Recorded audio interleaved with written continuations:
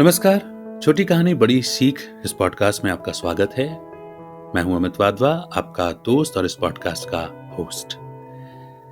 तो आज की कहानी का शीर्षक है विनम्रता। ये रामायण के युद्ध के समय की बात है। लक्ष्मण जी का मेघनाद से अंतिम युद्ध होने वाला था।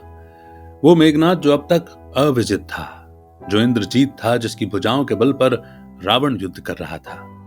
वो अप्रतिम योद्धा था जिसके पास सभी दिव्यास्त्र थे। तो सुबह का वक्त था।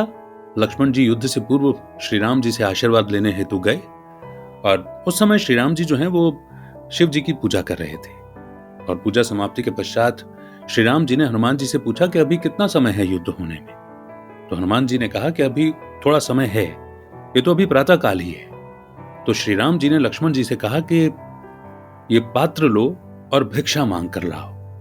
जो भी पहला व्यक्ति मिले उसी से कुछ अन्न मांग लेना।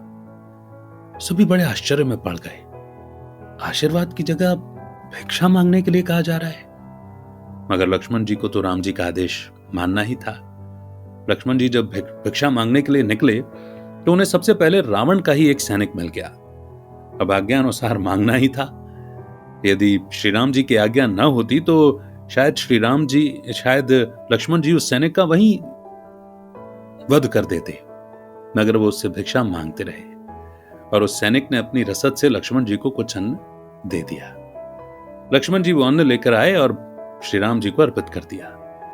इसके बाद श्री राम जी ने उन्हें आशीर्वाद दिया, विजयी भव। भिक्षा का यह मर्म किसी की समझ में कुछ भी नहीं आया और कोई पूछ भी नहीं सकता था। तो यह प्रश्न ही रह गया। अब भीषण युद्ध प्रारंभ हुआ। मेघनाद ने त्रिलोक की अंतिम शक्तियों को लक्ष्मण जी पर चला दिया। ब्रह्मास्त्र, पशुपास्त्र और सुदर्शन चक्र इत्यादि, मतलब जिन शस्त्रों की कोई भी काट नहीं थी। लेकिन जैसे ही मेघनाद वो अस्त्र छोड़ते, लक्ष्मण जी सिर झुकाकर इन अस्त्रों को प्रणाम करते और ये अस्त्र उनको आशीर्वाद देकर के वापस चले जाते। वैसे मैं समझता हूं कि अस्त्र और शस्त्र का मतलब या भेद, अंतर आप समझते होंगे। शस्त्र यानी कि जो प्रकट है, गदा है, जो धनुष है, जो दिख रहा है आपको, और अस्त्र वो जो मंत्र से प्रकट किए जाते हैं। चलिए आगे बढ़ते हैं। युद्ध चल रहा था और इसके बाद श्री राम जी का ध्यान लगा करके लक्ष्मण जी ने मेघनाद पर बाण चलाया। मेघनाद अट्टहास करने लगा और अस्त्रों ने अपना काम कर दिया। उसका सिर कटकर भूमि पर गिर गया और उसकी मृत्यु हो गई। उसी दिन संध्या काल में जब श्री राम जी भगवान शिव की आराधना कर रहे थे, तब हनुमान जी ने पूछ ही लिया कि प्रभु वो जो भिक्षा मांगने आपने भेजा था लक्ष्मण जी को, इसके पीछे क्या मर्म है, क्या भेद है? श्री राम मुस्कुराने लगे। वे वैसे ही मुस्कुराते हैं। वे बोले कि मैं लक्ष्मण को जानता हूं। उसके अंदर क्रोध का अंश बहुत ज्यादा है, लेकिन युद्ध को जीतने के लिए विनम्रता की भी आवश्यकता पड़ती है। विजयी तो वही होता है जो विनम्र हो।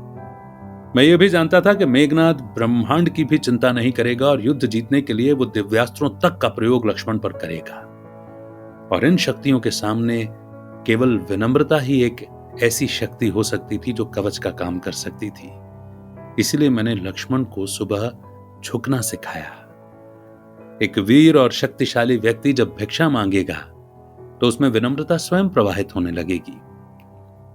लक्ष्मण ने जब भगवान जी का स्मरण कर मेरे नाम से बाण छोड़ा, और अगर मेघनाद उस समय अट्टहास करने के बजाय उस बाण के सामने विनम्रता दिखाता तो उसे भी क्षमा मिल जाती। लेकिन लक्ष्मण ये मंत्र पहले ही सीख चुका था। तो ये है मर्म।